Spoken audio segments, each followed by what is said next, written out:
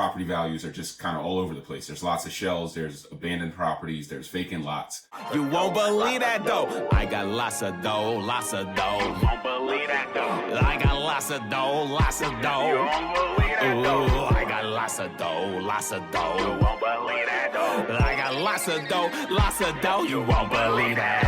I got lots of dough, lots of dough. You won't believe that though. Grab a rack, stack it up, yup. Let's play tic-tac-toe. Picture that when I'm in the rows and I pick up hoes. Money talks when I. What do I do to protect my value against any appraiser just coming in the property and saying it's worth XYZ and destroying my BRRRR strategy, destroying my cash out refinance, right?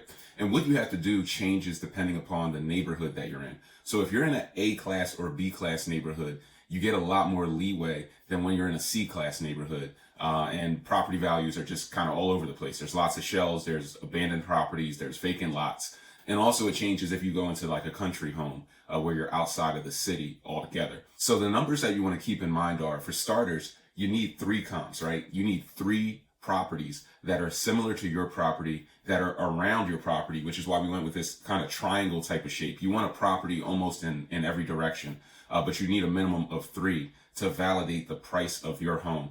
If you're in a city area and you're in a A or B class neighborhood, you can typically go out about a mile radius. So a mile radius circle around your property, you can reach out and grab some of the better comps, especially if your property is considered to be top of the market. So you can go pretty far in that sense for a city area. When you go down into the C class neighborhood, you typically want to keep it within 4 to 8 blocks, right? You want to stay really tight. That's going to keep you within a quarter to a half a mile radius. Typically, they say you can go up to a mile within the city.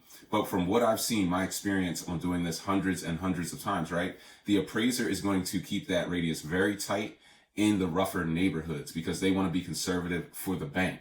It's actually you against the bank when you're doing the cash out refi. So they're going to call in oftentimes a very conservative appraiser. So in order for you to protect your deal, when you're running your comps before you get started and when you're dealing with these hard money companies, you want to go with a 4 to 8 block radius just to protect your value, right? And if you're dealing with a country home, you can go out as much as 2 miles. You have to stay right under it, so 1.99, but you can go out about 2 miles, right, of a radius, because when you're in the country home setting, the properties are spaced out a lot further, so that allows for more wiggle room in that sense. So get 3 good comps whenever you're doing a deal. Stay within your radius. Make sure you're good to go depending on if you're in an A, B, C class neighborhood, or if you're in a country home.